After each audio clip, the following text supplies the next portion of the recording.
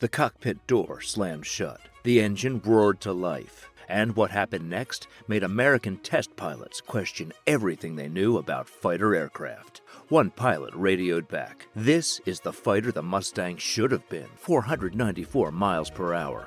That's how fast this forgotten British warbird could fly, making it 54 miles per hour faster than the legendary P-51 Mustang's 440 miles per hour. It could outclimb, outrun, and outfight anything in the sky." The Americans were so impressed, they tried to classify the test reports. Only 19 were ever built. It never fired a shot in anger. And while the impressive 440-mile-per-hour Mustang became a legend, this speed demon was completely forgotten by history. This is the Supermarine Spitfire, the secret Allied fighter that was too fast for its good, and the incredible story of why being the best sometimes just isn't enough. Before we uncover this buried piece of aviation history, hit that like button, share, subscribe for more untold stories from the skies, and ring the notification bell so you never miss our deep dives into the aircraft that almost changed everything. To know this story, we must travel back to 1943, when the Spitfire had saved Britain. But it was crashing into a brick wall, literally, above 480 miles per hour. Those stunning elliptical wings would violently flutter, tearing themselves from the plane at times. The Battle of Britain's hero had lost its steam. At the same time, the Americans had something new to play with, the P-51 Mustang, with its innovative laminar flow wing, slicing through air at speeds the Spitfire was helpless to compete with. It was high speed, long range, and quintessentially American. British planners weren't to be outdone. In September 1943, they published Specification F1/43, designing a fighter capable of 450 miles per hour and beating anything flying.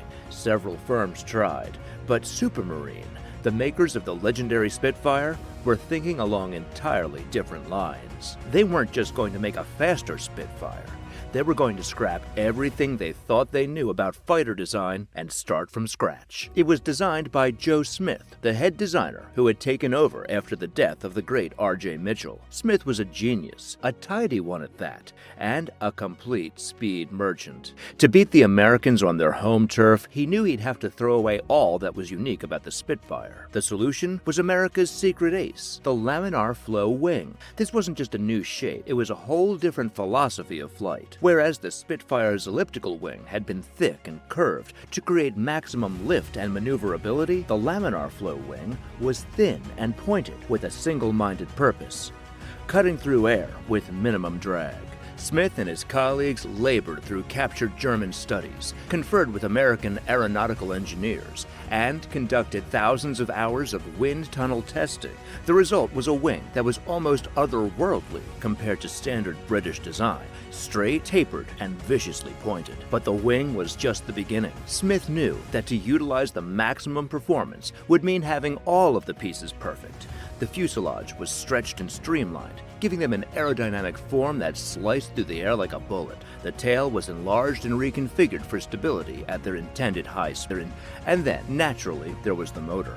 While the Americans were content enough with their Packard-built Merlins, Smith had available to him something even more powerful, the Rolls-Royce Griffin. This was not merely a larger Merlin. It was an entirely different beast. Where the Merlin displaced 27 liters, the Griffin displaced 37 liters. Where the Merlin produced around 1,500 horse, the Griffin produced an earthquake-making 350 horse. The Griffin was huge, irascible, fuel-hungry. It needed a reworked cooling system, a stronger airframe, engine mounts that would support forces that would rip a Spitfire asunder. But for this, promised to give the Mustang a run for its money. By 1944, the prototype was shaping up in the Supermarine factory.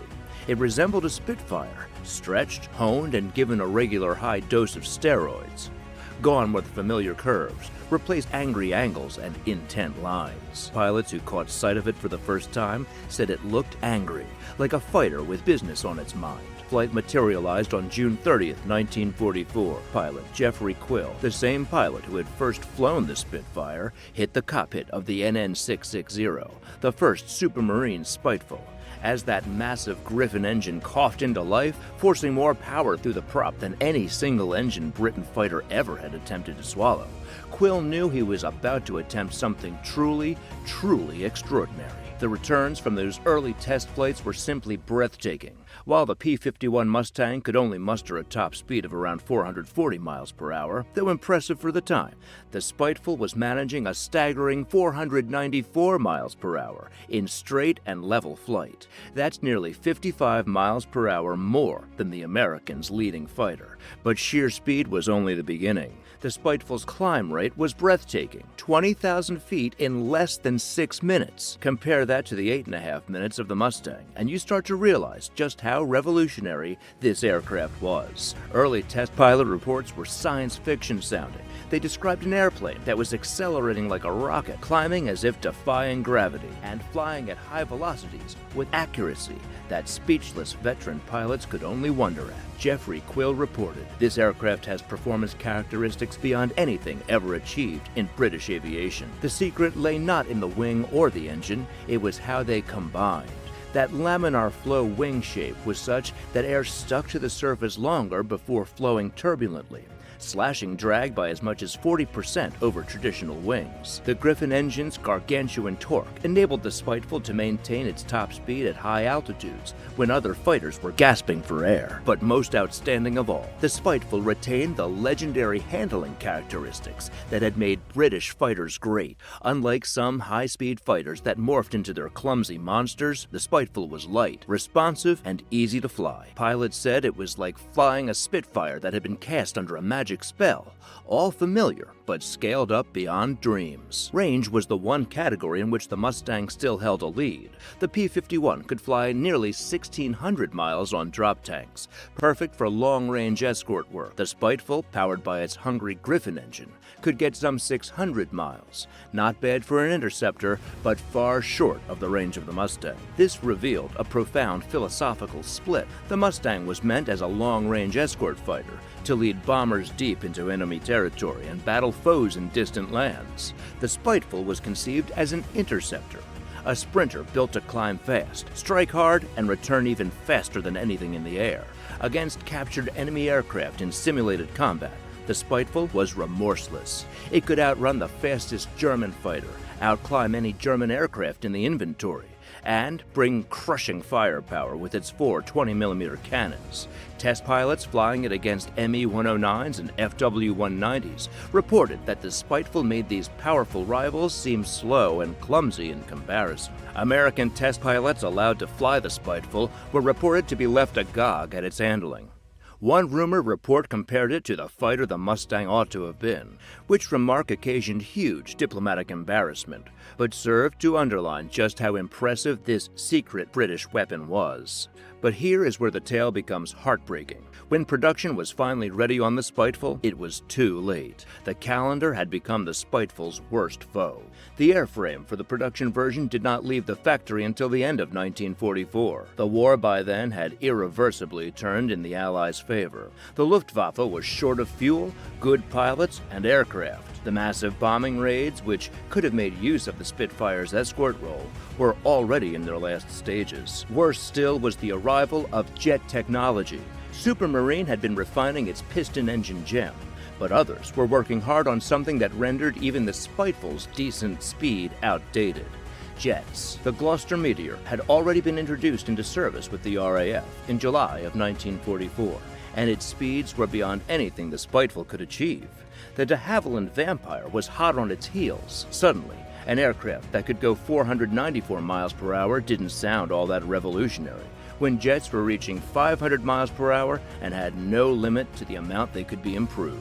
Military planners were in an awkward position. The Spiteful was undoubtedly the finest piston-powered fighter Britain ever produced, possibly ever produced anywhere. But it was a masterpiece of technology that was rapidly on its way out. It was being given the horse-drawn carriage. Immaculately correct at the time they were developing the motor car. Production figures speak the sad tale. 19 Spitefuls were ever produced. 19 planes that epitomized the very best of piston engine fighter design. but which came too late when the world was already in the process of passing piston engines by altogether. Spiteful test pilots described it in nearly a romantic vein. They described the mere brute power of that Griffin engine, the crispness of handling, the breathtaking acceleration kick no piston fighter could match. But they also knew that they were accomplishing something that was of another time, the ultimate greatest expression of an already obsolescent technology. Its Royal Navy version, the Seafang, was plagued by the same issues. While the carrier trials were satisfactory and its performance was breathtaking, it would have been the globe's fastest carrier-based fighter. But only 18 were produced before the project was canceled in favor of jet aircraft. By 1946, it was all over. The Spiteful production line was shut down. The remaining few aircraft were used for test and development work. And one of the greatest fighting machines ever built was forgotten. The speed that had been revolutionary in 1944 was simply impressive by 1946, and downright slow by 1950. But the story of the Spiteful doesn't end there, with those 19 planes sitting idle in hangars. The technology, research, and design culture that went into creating Britain's fastest fighter endured in ways that would influence aviation for decades to come. Supermarine's experience in laminar flow wings, high-speed aerodynamics, and advanced engine integration provided the foundation for entering the jet age. The Attacker, Supermarine's first jet fighter, was the culmination of lessons taken from the Spiteful project. Although the Attacker itself was unsuccessful, it was an invaluable stepping stone for more advanced design. The test data collected from the Spiteful project were worth their weight in gold to British aeronautical engineers designing supersonic flight, Spiteful wind tunnel testing, high-speed handling characteristics data, and structural stress data all helped shape aircraft that would later come to break the sound barrier. But the most fascinating of all is the Spiteful's legacy in alternate history. What if the program had started 2 years previously? What would have occurred if the first Spitefuls had entered service in 1942 instead of 1944?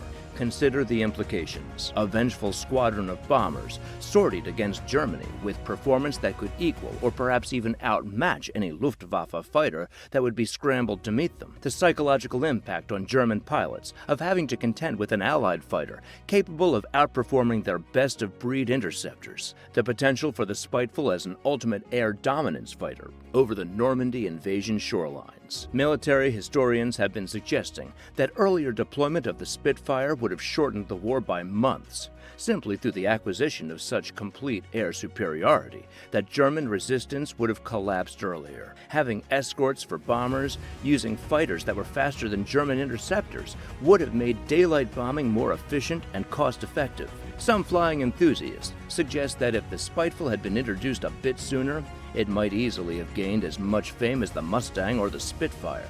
Its high speed, firepower, and agility would have made it the classic Allied fighter of the war's final 2 years. Instead, the Spiteful is the aviation world's largest what-if a better fighter than any other piston airplane of its era, but one that arrived too late to prove it in combat. It is a testament to the fact that in life, as well as war, timing is everything. Today, aircraft historians and enthusiasts are rediscovering the Spiteful's remarkable story.